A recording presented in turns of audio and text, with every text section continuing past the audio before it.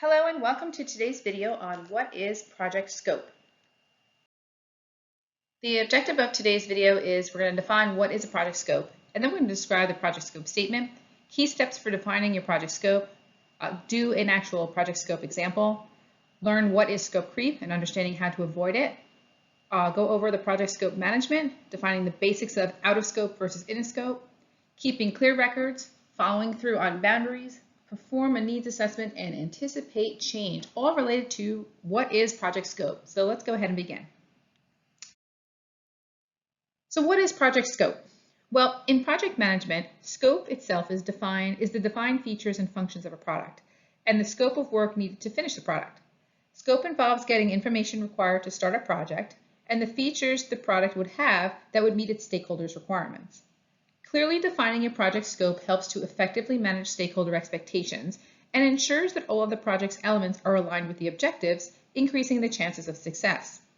Project scope should be defined during the planning stage of a project so that all parties involved can agree on the same set of expectations. Although project scope can be adjusted as time goes on, try to develop an idea of the scope for your project early in order to set itself and yourself up for success. The project manager and the client collaborate together to determine the scope of a project, and many project managers will consult with other members of the team when determining what tasks should be included in the project scope. The project scope statement is a key document that provides all stakeholders with a clear understanding of why the project was initiated and defines its key goals. Most project scope statements will include the elements of, first, a project statement of work, or SOW, which is a detailed breakdown of all the work to be performed by the project team and any important elements that may impact the outcome. A detailed breakdown of all the work to be performed that might limit or negatively impact the outcomes of the project, which includes resources, procurement issues, timing, and lack of information. Scope exclusions, which could be anything that will not be part of the product or its deliverables. Milestones that provide the exact date of something will be delivered or completed. The final deliverable that will be provided to the customer at the end of the project, for example, a report or a software feature or any process insights or analysis or a product or service that the customer needs. Acceptance criteria that spells out exactly how success will be measured. And final approval whereby the customer will sign off on the scope statement confirming that all the parameters have been included and the document is complete and accurate. So some key steps for defining a project scope. Properly defining the scope of a project is the key to successfully managing a project. So there's some steps that you can follow. First, work with the key stakeholders to define and create a scope statement by identifying what is within scope and what is out of scope. And collaborating with these stakeholders helps to ensure essential things do not fall through the cracks. 2, identify, document, and communicate assumptions.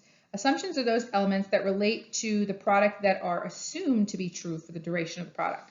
Assumptions are necessary to provide an estimate for the cost and schedule to deliver the product scope during the planning phase of the project. And 3, gain buy-in from the scope statement with the stakeholders who are most impacted to ensure that everyone is on the same page. So let's now go through a project scope example.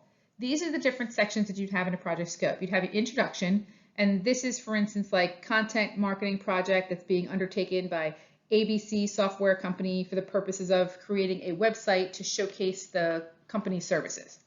The project scope, this would be the project will include research and content strategy and developing a website and publishing it to the web. And all the activities will be conducted by John Smith at ABC Company. Project deliverables.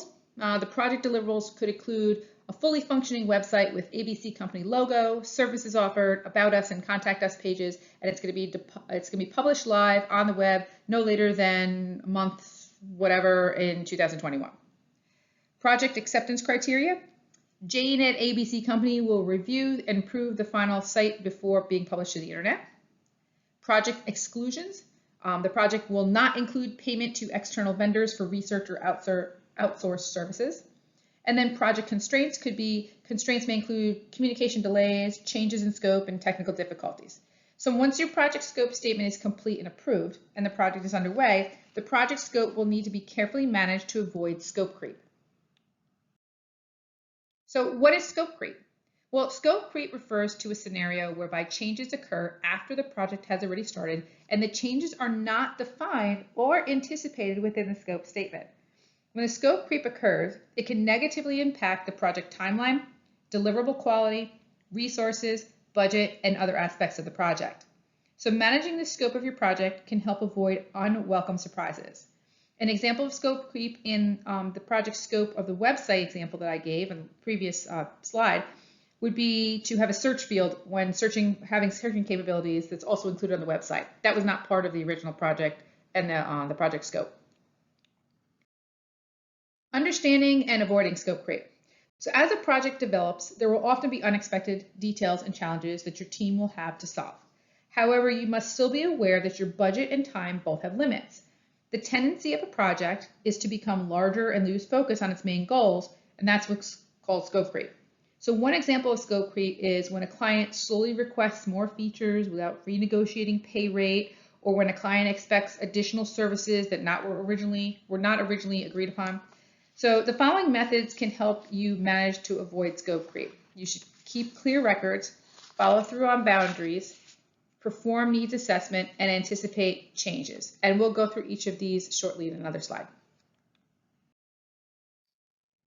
So managing your project scope management. So in addition to the ongoing review and monitoring of project activities, there are steps that should be undertaken to manage the scope of the project to avoid scope creep. First, identify whether there are any changes to the requirements of your project. This is a vital step since these changes directly affect the project goals and related activities. So you should train your team to react correctively when change occurs in the project. They're on the front lines of the project, and you don't want to have to be pulled away every time a change happens. So if the team has been taught to identify change and act on it and know when they have to be brought in, then the project is more efficient and productive. Next, identify how the changes will impact the project. Before you can make adjustments to the scope of the project, you need to understand where and how changes impact the outcome. Communication is key. If you can't communicate what it is that you want, you're not going to get it.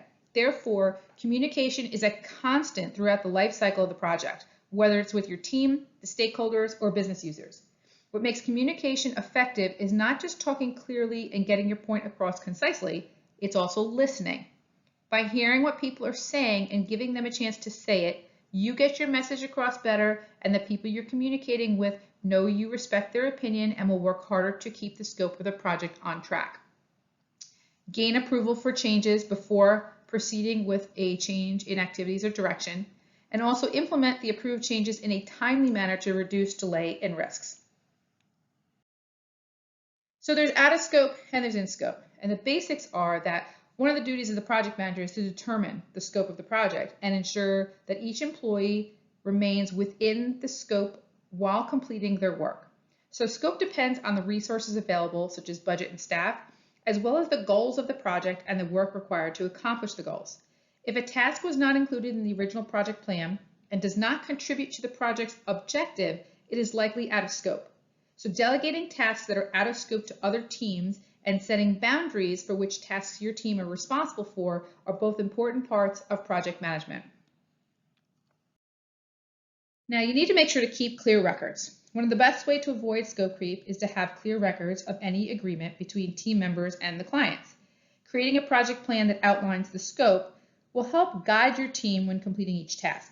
And having this document, you can also reference, and it'll help you when explaining to the customer that what they've asked for is something outside the original agreement. So documenting progress, resources, and any changes can help you avoid scope creep and get the most out of your time.